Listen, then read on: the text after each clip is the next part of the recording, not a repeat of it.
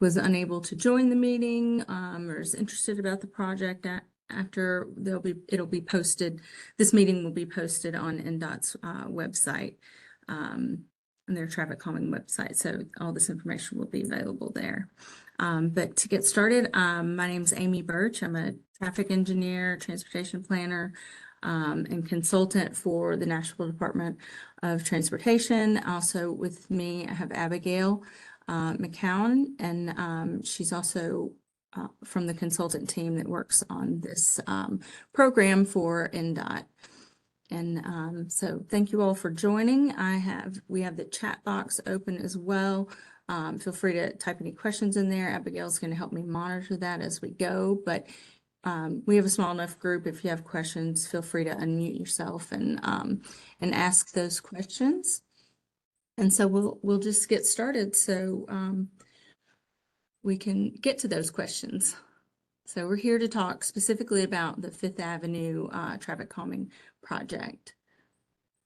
And let's start sort of from the beginning. And what is traffic calming? Just some highlights of what that is. But this program works on residential streets.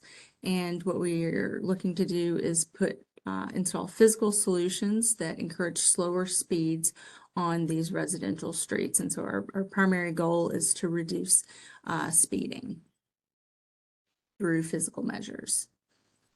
And we always talk about the 3 E's of traffic calming, and that's education, enforcement, and engineering. So education, a lot of that is things that we do here in these meetings, which is educating the folks about the project, but also about the reasons why we do traffic calming in the city of Nashville, as well as maybe some more like PSA notices about the benefits of traffic calming and reasons behind it.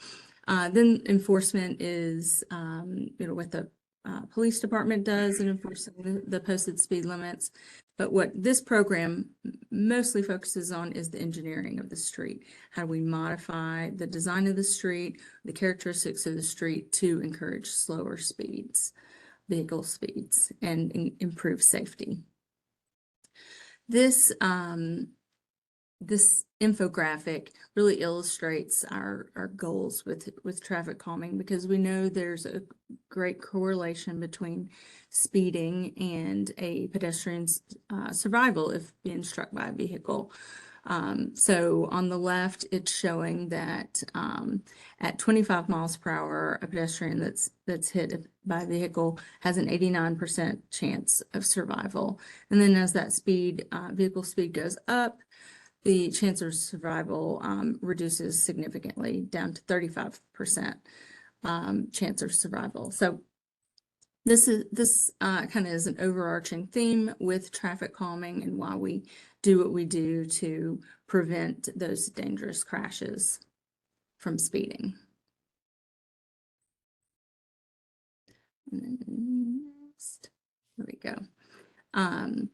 So this program is very popular. I'll say that we had, as of August of this year, we had over 500 streets that had requested traffic calming within the city. And this street, Fifth Avenue North, was selected as one of 85 neighborhood streets that was selected out of those 500. And the map to the right is just showing a kind of the density and locations of where those streets that have applied for traffic calming are. The pink lines represent streets that we have an application for. And that map is also on NDOT's website, and you can find that and look up whether other streets have been applied for or not that you may be interested in getting traffic calming for. And I'll say that this summer selection that was announced at the end of August of the 85 neighborhood streets, that's the largest selection that NDOT has done to date, and that is because council allocated specific funding for more traffic calming to occur on neighborhood streets. So that added 60 to what we typically would have announced or selected, which is 25. So our typical announcement was 25 every 6 months or so. So the program does about 50 streets a year. But this year and this round, we added another 60 streets. So Fifth Avenue was one of those streets that was selected. Then outside of traffic calming, we always like to plug the hub. If you're not familiar with the hub, just here's some information about it. But you can call 311 or use the hub.Nashville.gov website. There's also an app you can download onto your phone, but this is a great place to and way to reach the specific department for a service that you need, or some issue that's happening in your neighborhood, or such as if you see a street sign that's been knocked down that needs to be replaced, or a traffic signal that's out. But it's not just NDOT issues, it's department wide. So storm grates are blocked and clogged, causing flooding, something like that. You can report that to the hub, and it gets that information directly to the department and the people that need to hear about it and know about it in order to resolve or answer your questions. So great resource, and really the fastest way to get those type of service issues resolved. So back to traffic calming though. How did we get from the 500 streets that are asking for traffic calming to a selection? This round was 85 streets, but like I said, typically it's about 25 every 6 months. But how do we do that? We have a data-driven process that we prioritize streets based on the characteristics of the street. And it has 5 main criteria that we look at. And we look at the vehicle speeds as that compares to 25 miles per hour. And that's worth 45% of the score. It's basically over 100 point score is possible. So 45% of the score is related to the speed that's measured on the street. And then 25% is related to the volume of the street, and that's the daily volume that we're looking at. Some streets are not eligible for traffic calming if the volume is too high, too great. Those streets are maybe meant to carry higher volumes, and that's not the right tool for slowing speeds. Like I said, we work on residential streets. Then another criteria that we look at are trip destinations. That's things that we would expect, or places that we would expect folks that live on the street to be walking to and from near the street. So we look at maybe about a radius around the street, and look at whether there are parks, schools, greenways, libraries, things of that nature where we would expect people to be walking from. Then there's also, we look at non-driver accommodations. So that's related to sidewalks, whether there's sidewalks there or not, whether there's a bikeway on the street or transit stops on the street or nearby. Those things we're looking at as well. And that's worth 10% of the score. Then we also look back at some historical crash data to see if there have been crashes along the street that involve vulnerable users, such as pedestrians, bicyclists, and people on scooters. So that's what we do. And so when a street is applied for traffic calming, we go out and collect the data, and we measure it based on this prioritization scale. And then those that score in the highest are the streets that are selected in that round. So let's talk about Fifth Avenue. Our street, or this street that's been selected, the segment is between Jefferson Street and Hume Street.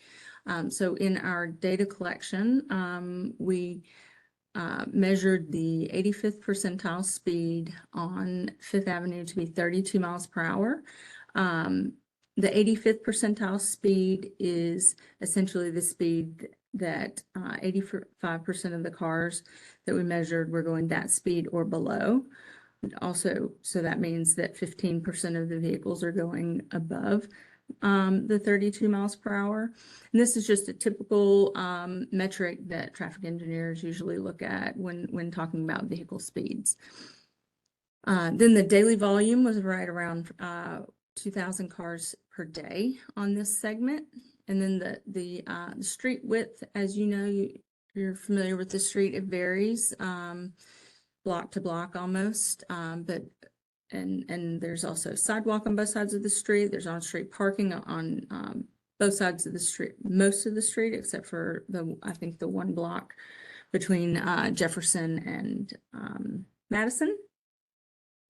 And then this street is categorized as a collector avenue. So that means while it is a residential street and we do categorize it as that, it is one of those streets that's kind of a higher classification than your typical residential only street. So it connects smaller streets to the larger streets like down to Jefferson. So that's some of our data. And here is a map of our street segment that we're talking about on Fifth Avenue. This is a snapshot from our online tracker tool map that's on NDOT's website.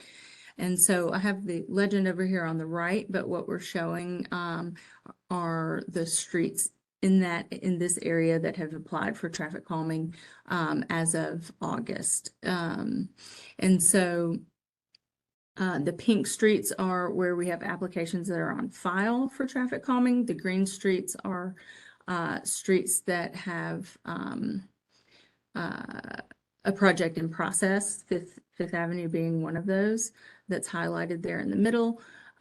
So other streets nearby that have projects that are ongoing, they've not been constructed yet, but they're in that design and waiting for construction phase, is Delta Avenue, 9th Avenue North, and a block of Cheatham Avenue, as well as 11th Avenue North. And that's over in the historic Buena Vista neighborhood.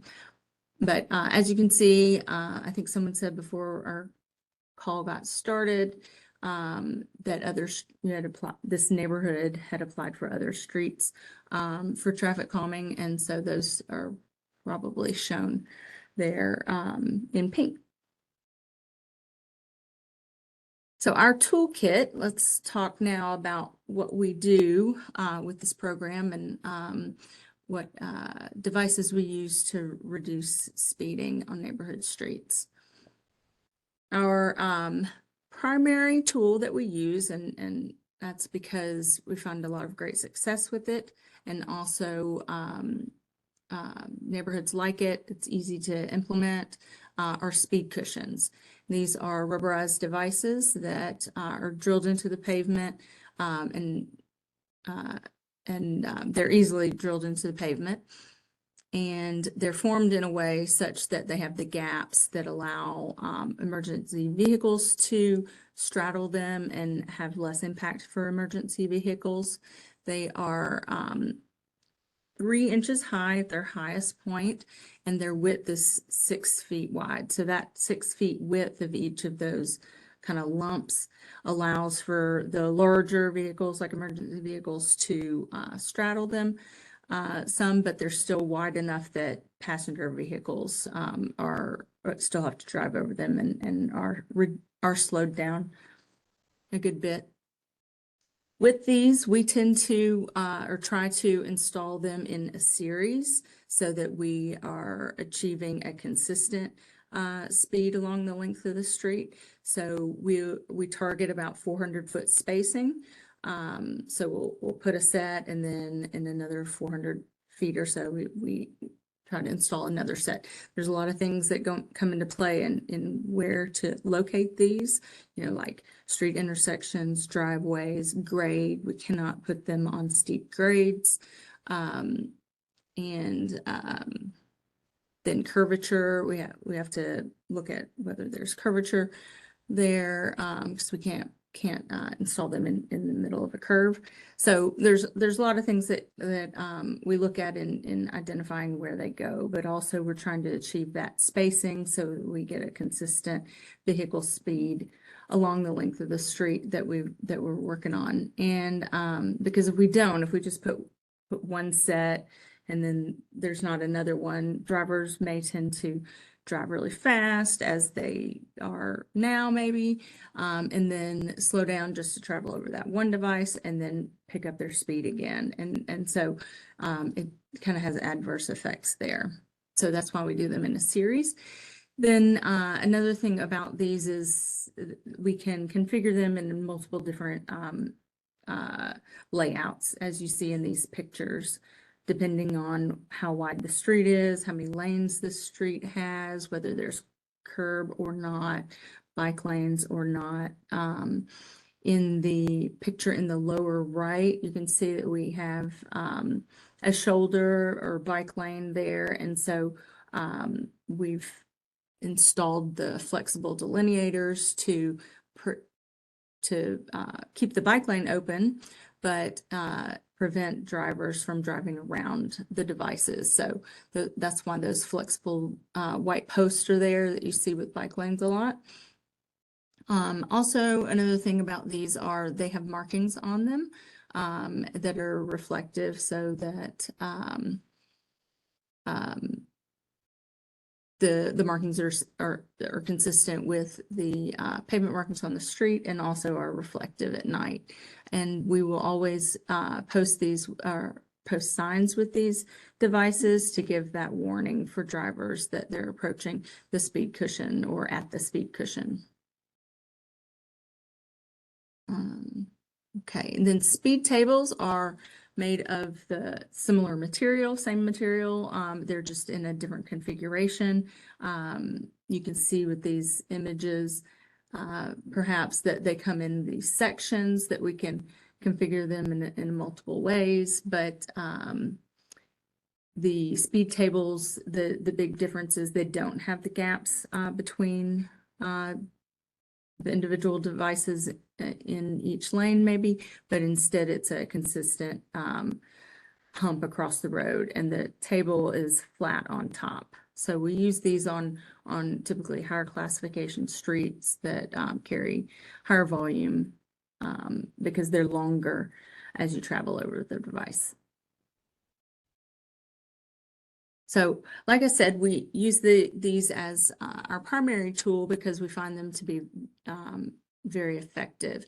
So NDOT has done some before-after studies of where these devices have been deployed across the city. And this is showing, these tables or charts are showing the results of that before-after study. So on the left, we're showing the before and after of the average speed. So before, the average speed on the street for these 6 streets that we measured on was 31 miles per hour. And then the after was 22 miles per hour.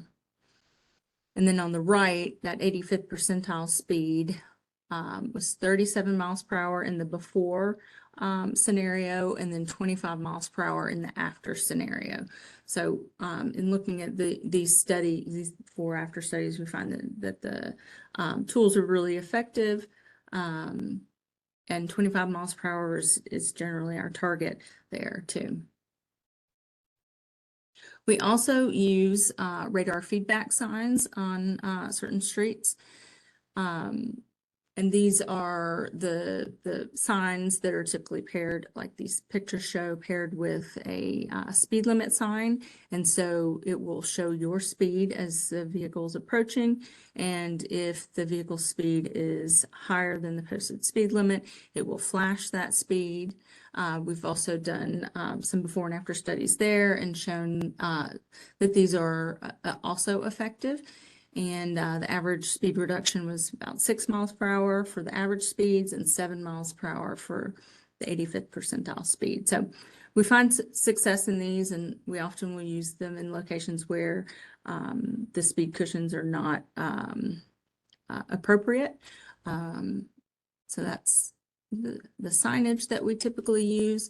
Then we've also done things like narrowing pavement. A lot of streets, we don't have curb, gutter, sidewalk, and so forth, and they're just wide, vast pavement. And so we'll implement some lane markings just to narrow that travel way and make drivers feel more constrained. We've also done or do things like bulb outs and chicanes. With the bulb outs, these are painted bulb outs with striping and flexible delineators to just tighten up radii at intersections, as well as narrow crossing distances for pedestrian exposure. And sometimes these are done where maybe on-street parking is also employed. Then the two pictures on the right are of chicanes, and this is a method of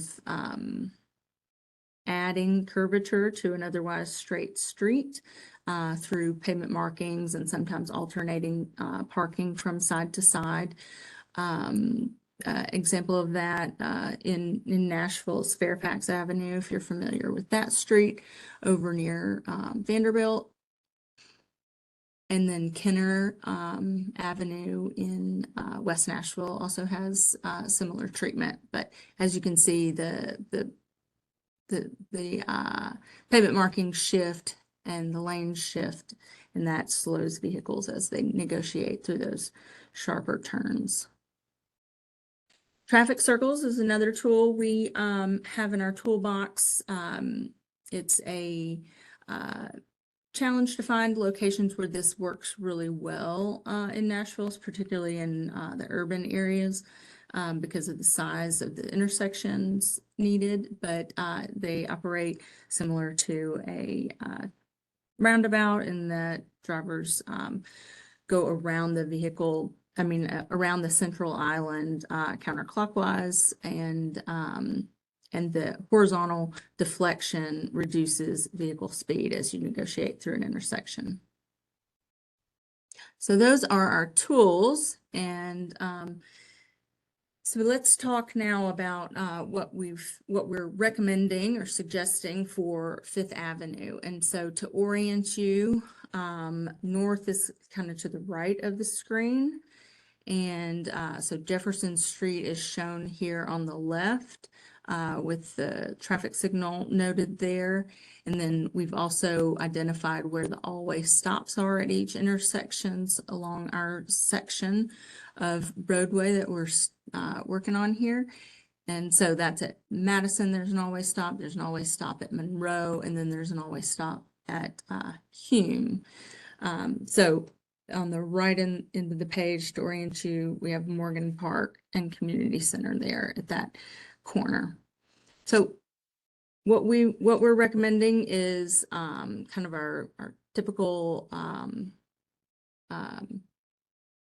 deployment of speed cushions. And so I think we're showing 5 sets here. Now the configuration may change as based on the width of the street, but what we would do is install them such that they stretch across the width of the street and not encourage drivers to be driving around them in the parking lane. And the parking's usually pretty active on this street too. So and vehicles can park on these if if they're located in a place where you want to park, you can do that.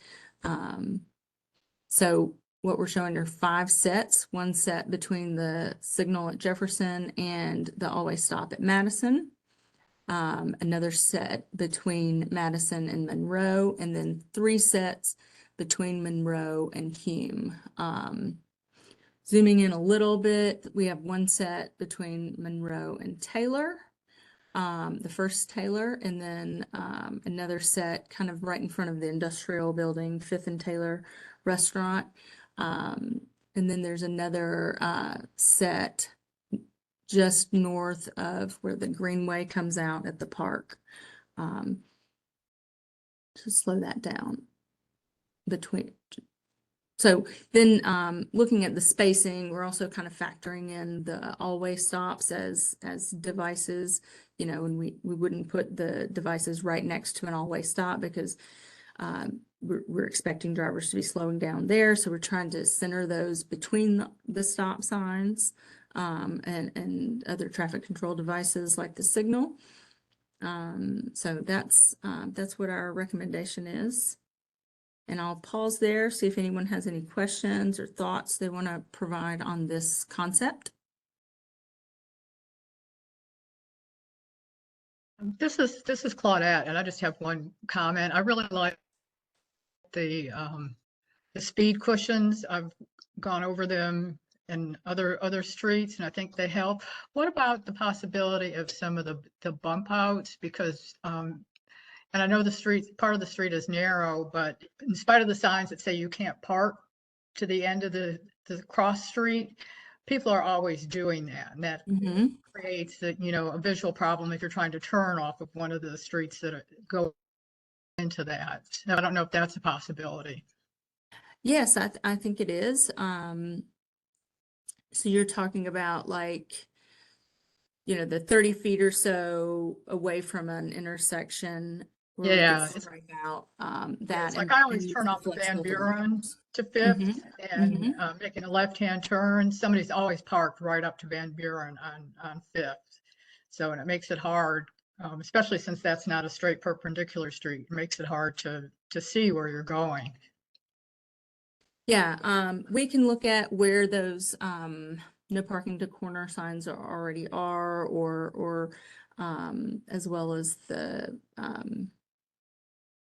specific dimensions of what that would look like or where they would go. But yes, that's part of our toolbox.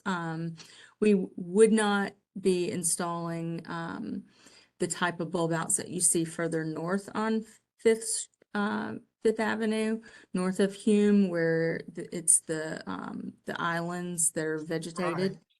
Right.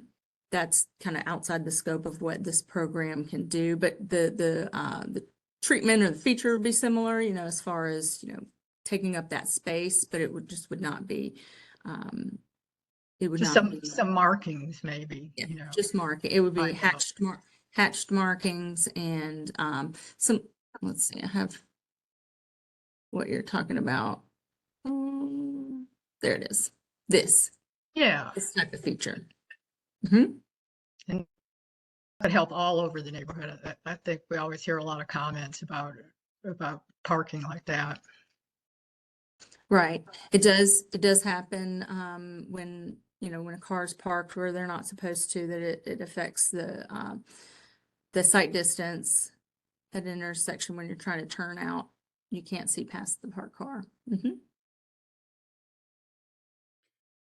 Any other? Yeah, Amy, this is Joe Nuzzo. Question: how did you come to the determination of 3 speed bumps as opposed to 2? What I love the idea because I know cars do speed on that space between Hume and what should I say? But just say put one down by just past Cumberland Machine and then one over by Morgan Park entrance there. How did you come to the determination for 3? Yeah, we're trying to space them just such that it's consistent spacing between, and removing one of those sets kind of increase the spacing between a stop sign and a cushion, and then a cushion and the next cushion. Okay. So it was more a factor of that, but if it's something that the group is interested in, maybe reducing that, we can do that. We could think about that. The one in the middle by is it Industrial, 5th and Taylor restaurant there. That one, it's approaching a crosswalk that's uncontrolled crosswalk. So I thought that was somewhere where we expect people to be walking across the crosswalk. And so it was advantageous to put one there. Okay, thank you for the explanation. I agree with you. I cross that crosswalk all the time, and cars definitely not very courteous stopping for folks. So I think that would really help pedestrians. I agree. Great. Any other questions?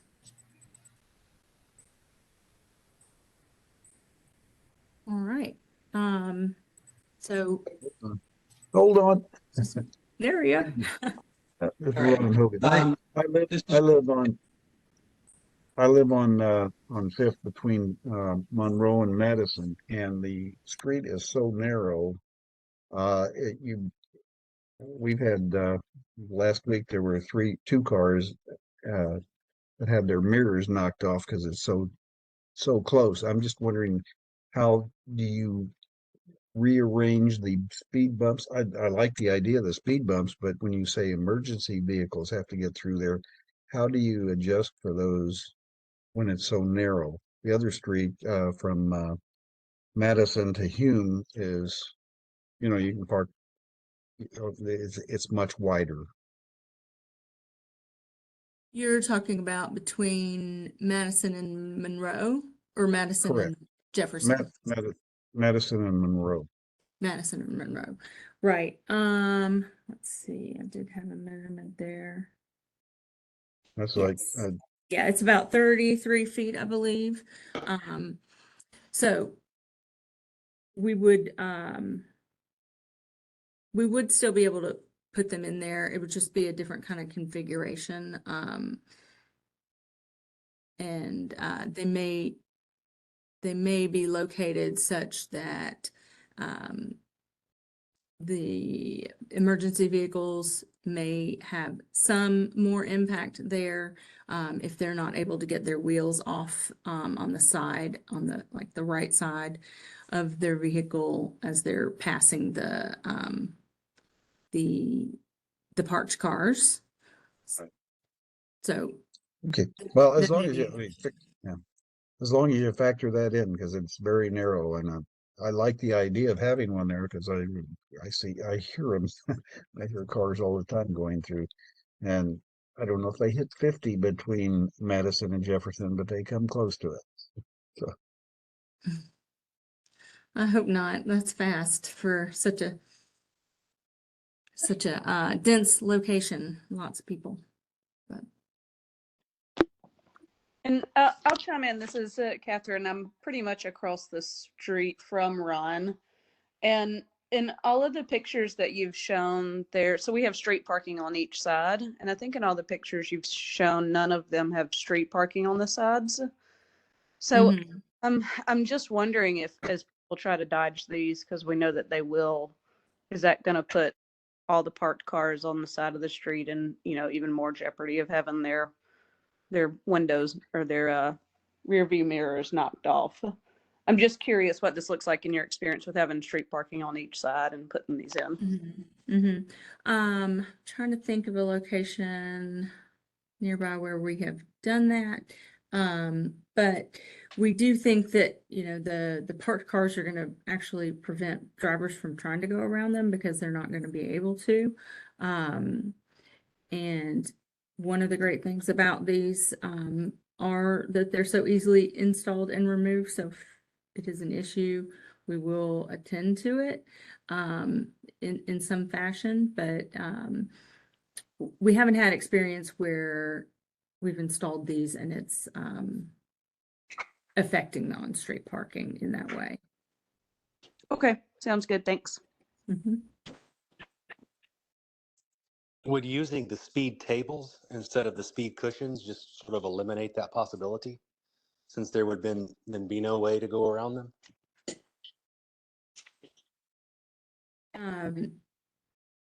It could be used, and we would think about that in the location where there isn't any clearance between the parking and the parking and the device that would accommodate the emergency vehicle. That's the real purpose of having the cushion and having the gaps is for the emergency vehicle. So that could be a solution in that tighter location. I think on all the rest of the locations for these devices, it would be fine to have the cushions because we would have the enough clearance there. So Okay, thank you. That's good. That's good feedback, and we'll look at that specifically for that location between Madison and Monroe.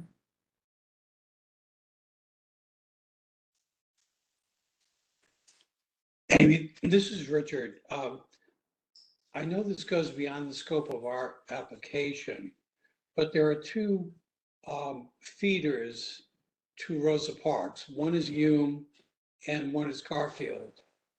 And so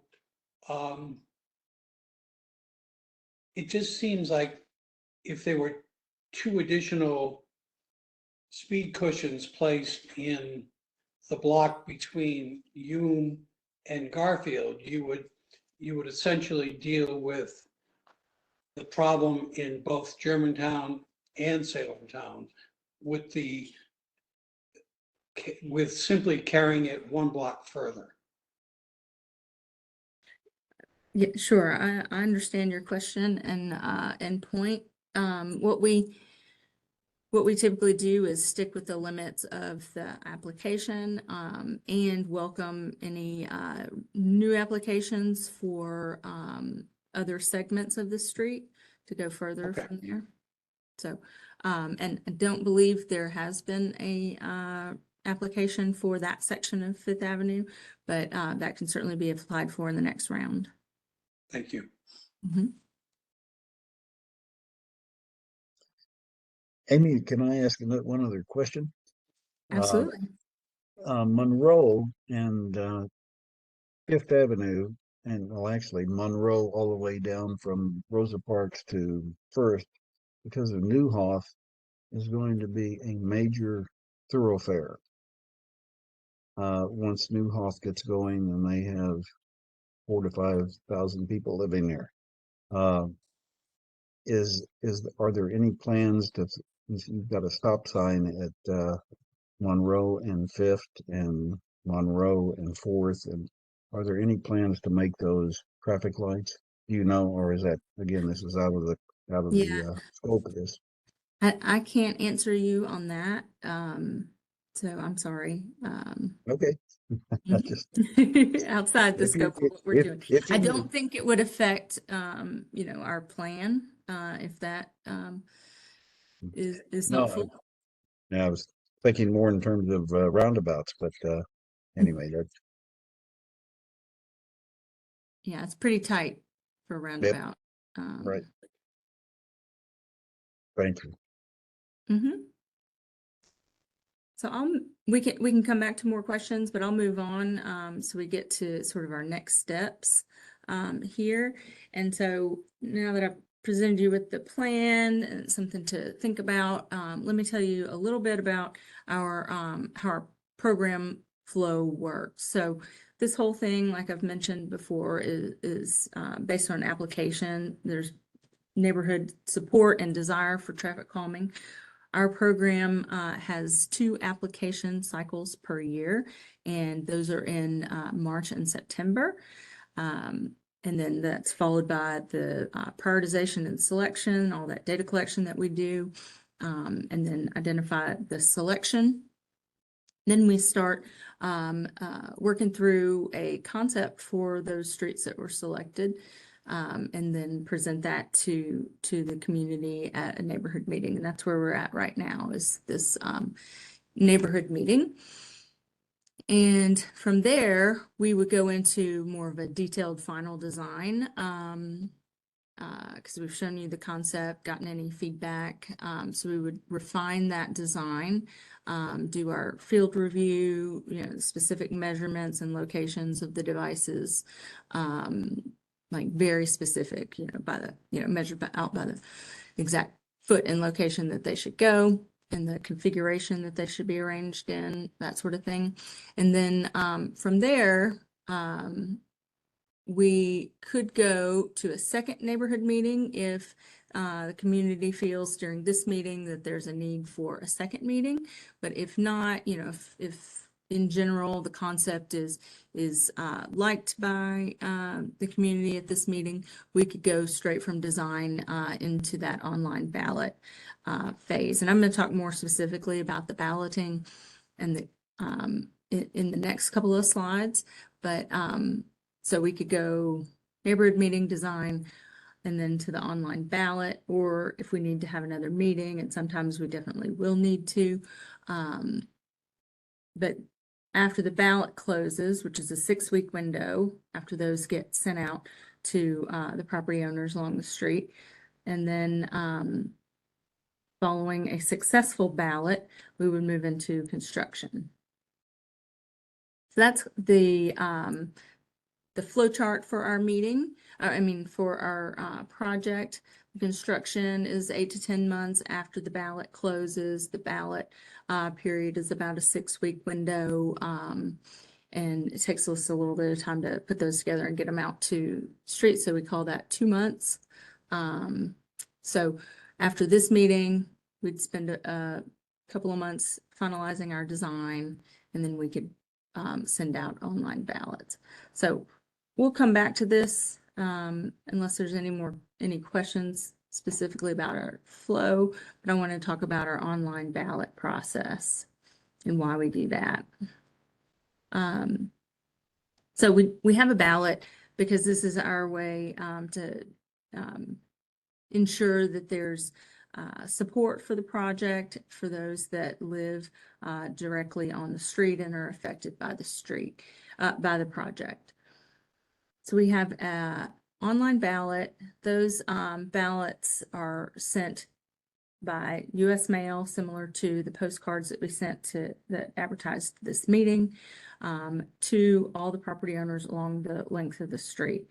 The ballot is open for 6 weeks.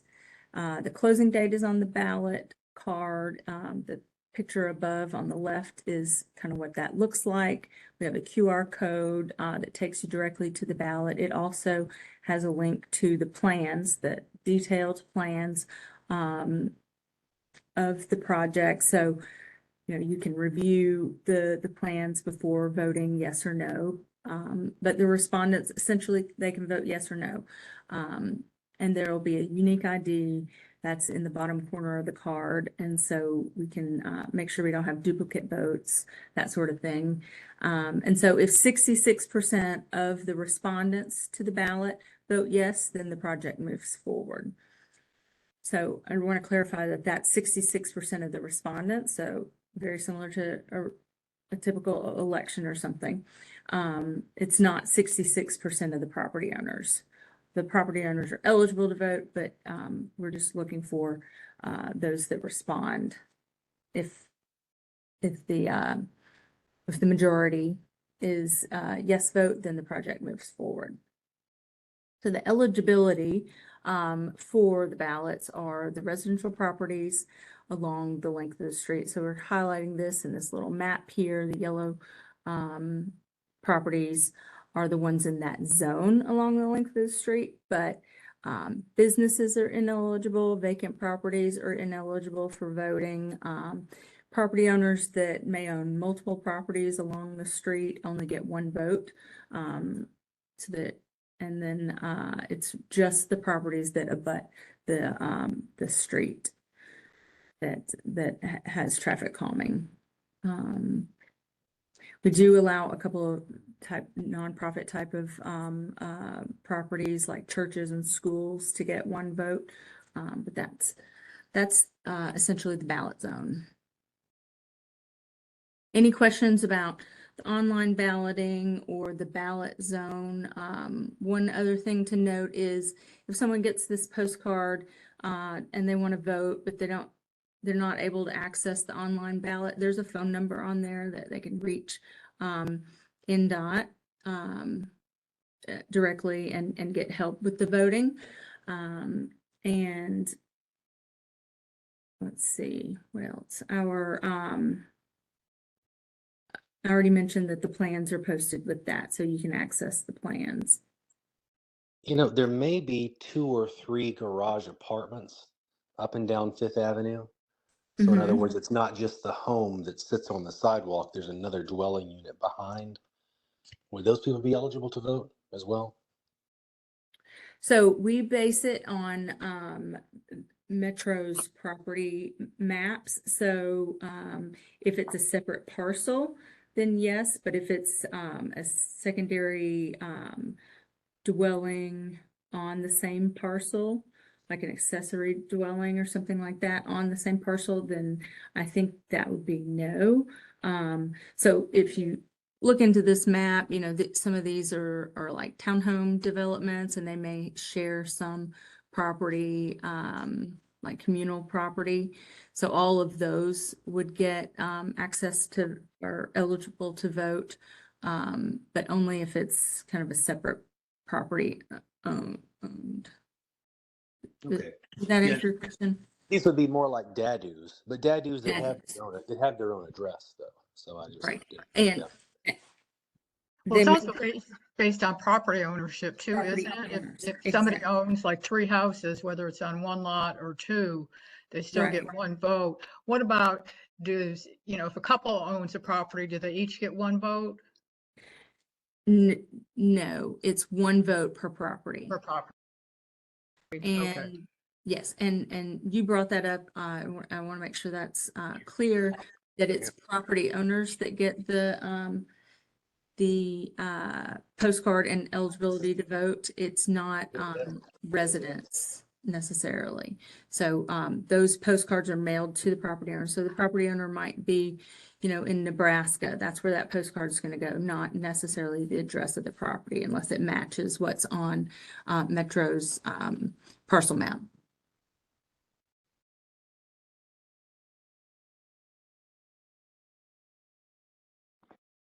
Amy, just out of curiosity, why are businesses not allowed to vote? It's just been the policy of this program. For the most part, we're dealing in residential neighborhoods or residential streets. So we just have not included businesses. Okay. Amy, is this presentation available online? And I say that because there are 3 small condo complexes that are affected by this project. And for example, I'm one of 23 homeowners in my complex. So I'm aware of what's going on. They're going to have, I guess it's my responsibility to inform them, or it would be. But is this presentation going to be, like, could I access this and do a Zoom call Yes. with my neighbors? Yes, you can. This meeting is also being recorded. I don't know if you were on at the very beginning when Yes. we said that. So you can That's a great idea. Yeah. this whole meeting, even our discussion is will be recorded and posted on NDOT's website. And I'll be happy to send you the slides as well. If you'd like to put your email in the chat box, I can share that. I think what I'll do is just send a link to this presentation. Great. Sounds good. Thank you. Thank you. Brings up another question. This is Claudette. Richard's condo complex is both on Van Buren and on Fifth. So is it the property owners who only are on Fifth who get a vote, or is it the whole complex? It's the whole complex. So we look at it as all those property owners also have some stake or ownership in the common property that abuts Fifth. And so all of those property owners should have received a meeting notice card about this meeting, as well as we'll get the ballot card in the mail. Thank you. Mhm.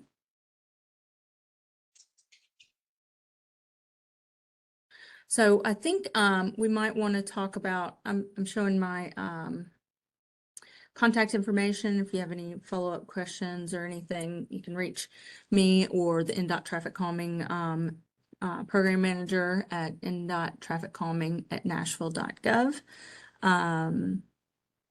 And then here's our QR code. This takes you to NDOT's traffic calming website, TrafficCalming.Nashville.gov.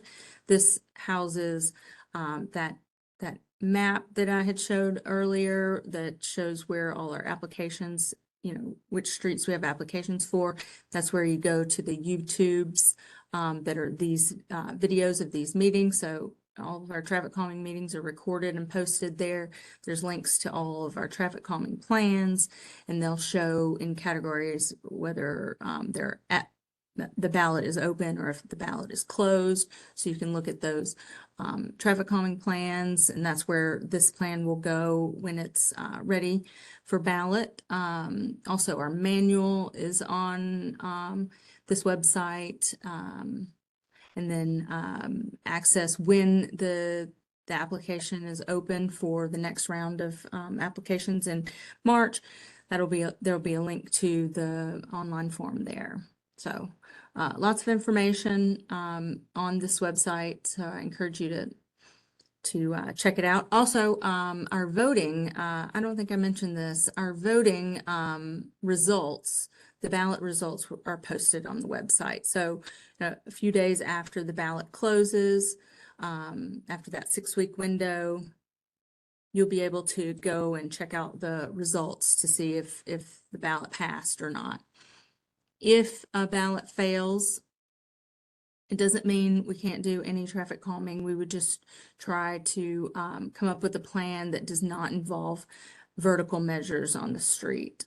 So that might be the radar feedback signs that we talked about in our toolbox section, or striping or markings, signage, things like that. So anyway, that's our website. So let's talk maybe about our program flow.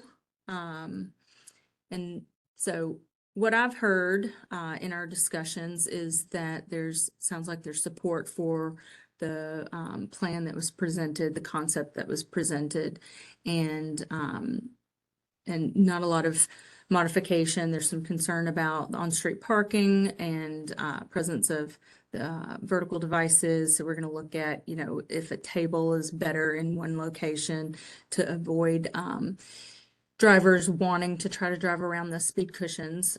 So we'll look specifically at that. But the generally what I'm hearing from this group is that the speed cushions are favorable, and no big change. The other thing I heard was, could we look at some markings and maybe flexible delineators at corners, specifically to try to keep people from parking too close to corners at intersections, to alleviate that visibility issue that's caused when cars are parked too close to an intersection. So we can look at incorporating that into the plan as well.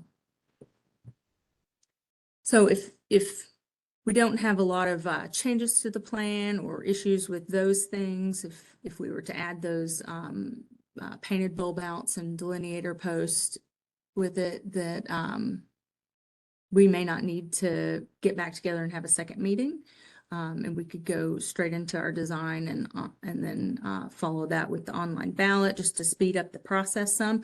But we are more than happy to have another meeting if you feel like we need to do this again in order to reach more people or anything like that. And I'll also recognize that Councilmember Cupin is on the call. So I'll also ask if you have any questions or want to weigh in on that decision, whether we have another meeting or not. I'm sorry to call you out. No, you're fine. I'm just making sure I can get my video on. There I am. Here you are. Ta-da. No, thank you, Amy, as always, for the hard work you do with the traffic calming program, and always excited to have a street selected. So I would kind of defer to the Historic Germantown Neighborhood Association if they feel that they need a second meeting or not. But either way, I think we got some good feedback tonight. Yeah, I think we're going to have a board meeting on Monday, and we can talk about this there. I wouldn't think we would need a second public meeting for this, but I mean, we can sort of see what the neighborhood thinks, and we can get back to you. That sounds good. Okay. Sounds Amy, good. can I ask can I give you a follow-up question real quick? Mhm. And the answer, I mean, I'm not sure if you know yet or not. I know that historic Germantown and some of the other surrounding neighborhoods have put some other streets on traffic calming and the request. And I believe that you're in the middle of the study. Do you have a sense of when that study is wrapping up for the next round of traffic calming Selection for the next selection. sessions? Yeah. Right. I believe what we have been saying is that we think we would have announcement sometime in end of February. And their next application window is, I think it's March 1st through 14th or something like that. So Perfect. typically announce and then open the window. So open the window for the next round of applications. So March is our goal. Perfect. Thanks. Mhm.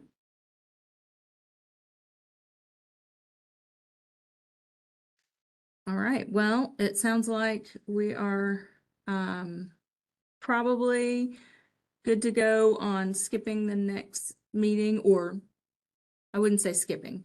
I would say we don't need another meeting. But I will wait to hear that final response maybe from Claudette. I know you have my email, or actually I put it on the screen so anyone can from your board can feel free to contact me. But I believe it sounds like we'll just move forward, but let me know if that's not the case. Excellent. Sounds good. Thank you very much. Thank you. This was a good Appreciate program. it. Appreciate you. Great. Thank you for joining and Thank you. thanks for your input. Have a good evening. Bye-bye. You too.